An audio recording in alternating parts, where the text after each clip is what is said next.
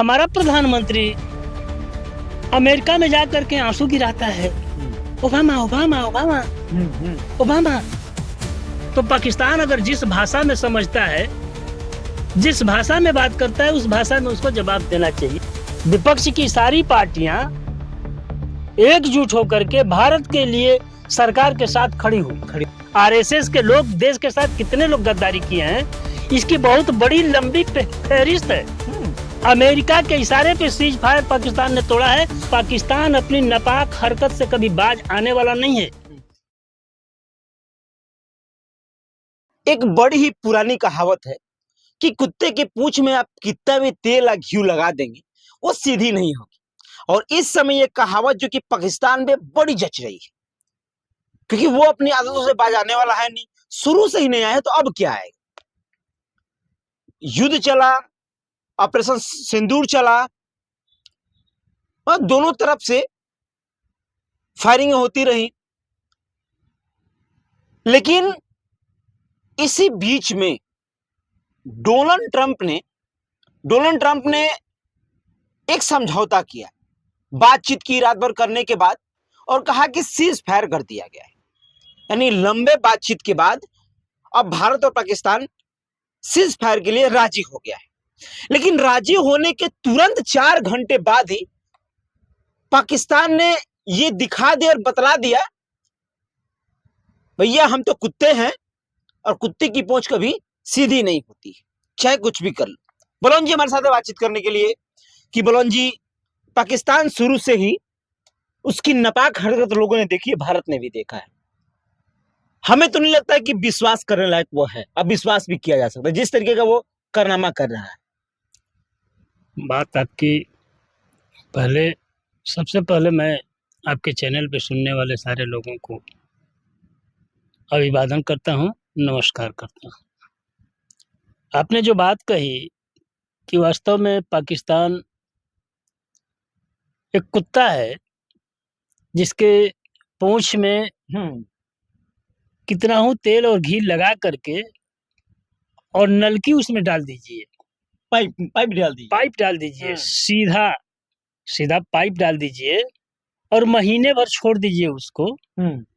महीने भर छोड़ने के बाद भी अगर उस पाइप को निकालेंगे तो आपकी अगर ये सोच होगी कि हमने पाइप के अंदर जो है इस पूंछ को डाला है, टेढ़ी पूंछ को तेल और घी लगा करके और महीने भर बाद निकाल रहे हैं, तो ये पूंछ जो है सीधी हो जाएगी। लेकिन जो ही आप नलकी से बाहर उस पूंछ को करेंगे, शुरू से टेढ़ी हो जाएगी, फिर जो है अपने आप जस की तस हो जाएगी। उसी तरह से ये पाकिस्तान का चरित्र है।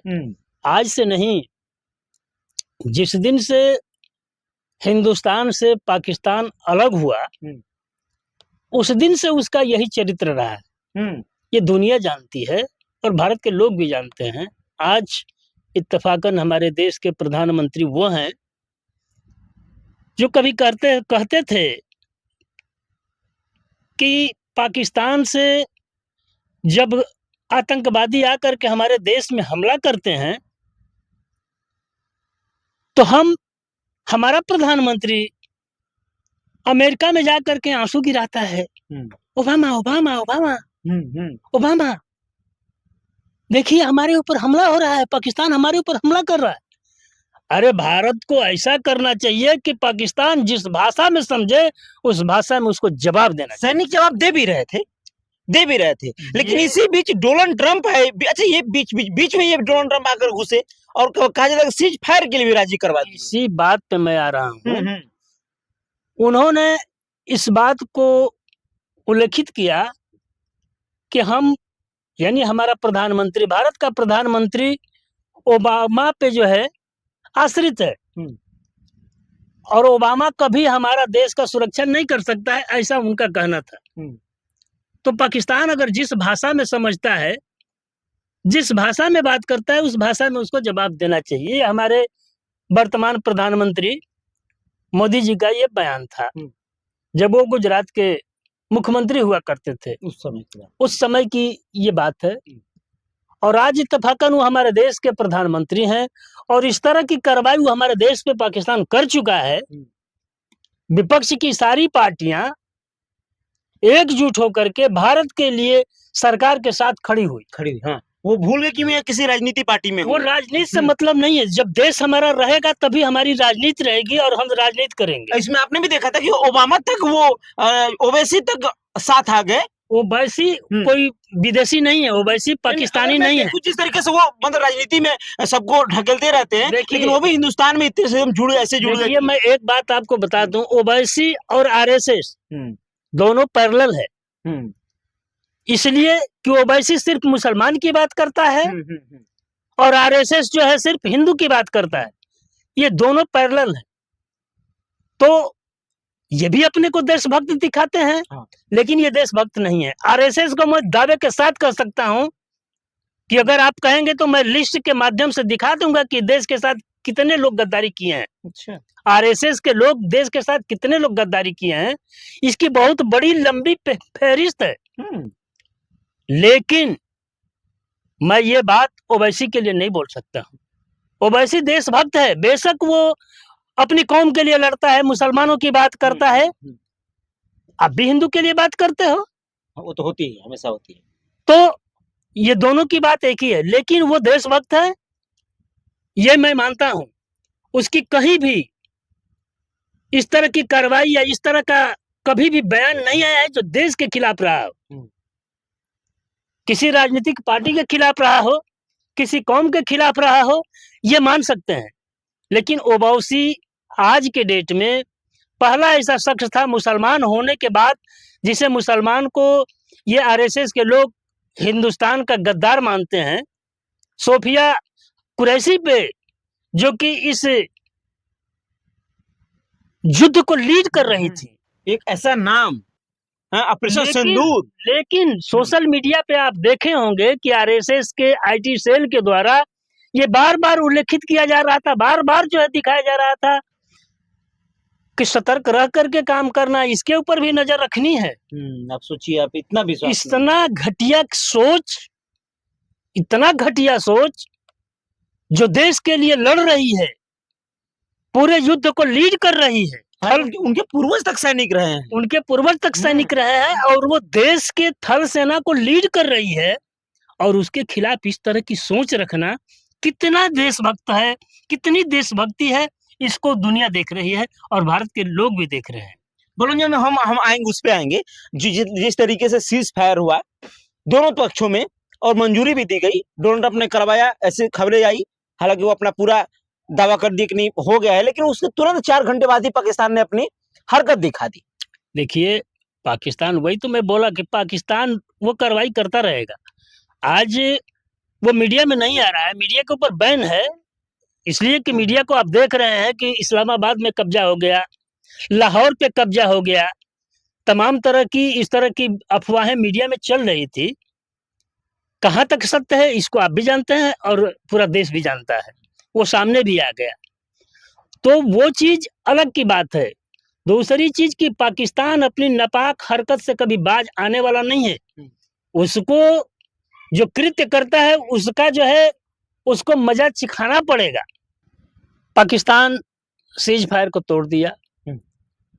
सबसे पहले तो अमेरिका की इसमें भागीदारी हमको खलती है और शिमले समझौते तक की बात आई। आज कोई मीडिया में ये बात नहीं चल रही है कि अमेरिका जो है, डोनाल्ड ट्रंप जो है, कश्मीर के भी मुद्दे पे बात करने के लिए दोनों पक्षों को राजी कर रहा है और दोनों पक्ष राजी भी हैं कि पाकिस्तान भी इस बात को कह रहा है कि हम जम्मू कश्मीर के ऊपर बात करने के लिए भारत से तैयार हैं और शायद हमारे भारत के प्रधानमंत्री भी राजी हैं। इसीलिए ही तो डोनाल्ड ट्रंप का ये बयान आया कि दोनों पक्षों की भी बीच में बैठ करके बात की जाएगी।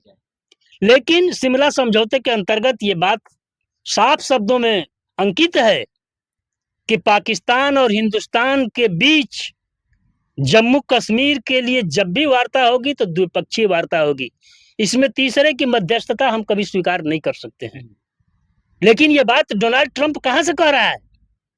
उसकी मध्यस्थता क्या भारत को स्वीकार करनी चाहिए? हमारे समझ से तो नहीं करनी चाहिए, इसलिए कि वो ऐसा देश है कि हमेशा लड़ाने का काम करेगा। और मुझे जहां तक ये पता है, हमारा दिमाग ये कह रहा है कि अमेरिका के इशारे पर सीज फायर पाकिस्तान ने तोड़ा है। अमेरिका के इशारे पे सीज फायर पाकिस्तान ने तोड़ा है और हमारे मुल्क के सैनिक उसका जवाब देने में सक्षम है, लेकिन उसके हाथ बांधे न जाए, सैनिक के हाथ ना बांधे जाए, सैनिक के हाथ क्योंकि बांधे न जाए। भारत के सैनिक देखिए, अगर देखिए हम लोग तो वो अपने संस्कारों में भी ढले हुए हैं। अगर एक दुनिया बार के, मैं आपको हाँ बता संस्कारों में भी ढले हुए हैं। आपको बता दूं कि दुनिया के सैन्य शक्तियों में भारत का दूसरा नंबर आता है। उनका संस्कार भी है भाई, और हमारा संस्कार रहा है, भारत का संस्कार रहा है, आदर करते हैं वो। फौजियों का संस्कार रहा है, जो भारत का संस्कार है वही हमारे फौजी का संस्कार है। किसी भी बात को जब जो भी बात हमारे सरकारी स्तर पे बोल दी गई उसको लागू करने के लिए, उसको पालन करने के लिए हमारा फौज जो है 1 इंच इधर से उधर नहीं हिलता है। सही बात। लेकिन फौज हमारी बॉर्डर पे खड़ी है, आप सीज फायर कर दिए और पाकिस्तान की तरफ से गोला बारूद चल रहा है, तो फौजी हमारा हाथ बांधे वहां पे खड़ा नहीं रहेंगे, उसका जवाब सैन्य शक्ति हमारी देगी। और अगर उधर से 2 गोले चलाए गए तो इधर से 10 गोले चलेंगे। ये अमेरिका को भी मैं बता देना चाहता हूँ और पाकिस्तान को भी बता देना चाहता हूँ कि तुम्हारी नापाक हरकत को फौज हमारा जवाब देने के लिए तैयार खड़ी है। वो तो देश का निर्णय है कि जो सीज फायर के लिए हमारी फौज शांत पड़ गई, सीज फायर को पालन करने के लिए चुपचाप खड़ी है। नहीं तो तुम्हारी औकात क्या है पहले दिन पता चल गई थी, ऑपरेशन सिंदूर के दिन पता चल गई, पता चल गई थी। जब 9 ठिकानों पे और त्राहिमाम मच गया था पाकिस्तान के बीच में, और लगा था कि वास्तव में पाकिस्तान हिल गया है।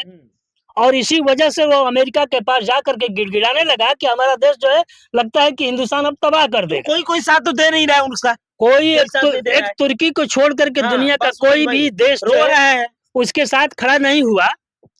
तो वो अपनी शक्ति को समझ गया कि मेरे साथ दुनिया के कोई भी देश भी खड़ा नहीं है और भारत इतना सक्षम है कि हमको दुनिया के नक्शे से मिटा सकता है। इसलिए दौड़े दौड़े वो पाकिस्तान जो है अमेरिका के डोनाल्ड ट्रंप के पास पहुंचा, वहां पे अपनी गुहार लगाई, हाथ पैर पकड़ करके मिन्नतें की। और वहां से चूंकि कहते तो हैं मोदी जी के डोनाल्ड ट्रंप हमारा मित्र है, तो मित्रवत व्यवहार के तहत उनसे वार्ता हुई होगी, रात भर वार्ता हुई और दिन में जो है शाम को 5 बजे ये ऐलान कर दिया गया कि सीज फायर है। लेकिन उस कुत्ते की पूंछ जो है कभी सीधी नहीं होगी, इसीलिए वो तोड़ दिया, इसीलिए उस सीज फायर को तोड़ दिया है। और मैं भारत के प्रधानमंत्री से ये मांग करता हूं कि आप सैनिकों को ये बता दें कि अगर पाकिस्तान सीज फायर तोड़ता है तो उसका जवाब उसी की भाषा में उन लोगों को मिलना चाहिए। ये हमारी अपनी जो है ओपिनियन है। जैसा कि जिस तरीके से सीज फायर हुआ दोनों पक्षों में, राजी भी भारत हुआ, पाकिस्तान में क्या तो आई कि वो भी राजी हो गए, लेकिन उसके जस्ट 4 घंटे बाद ही पाकिस्तान ने ऐसी नापाक हरकत की और गोली बारूद भी दागे, ऐसे वीडियोस भी सामने आए थे, देखा भी गया था। तो कहीं ना कहीं पाकिस्तान ने गद्दारी तो की है और इस गद्दारी का बदला भारत जरूर लेगा। मैं संतोष साथ, आप देख रहे थे भारत टीवी 24। जय हिंद। जय हिंद भैया नमस्कार, बैठिए, जय हिंद।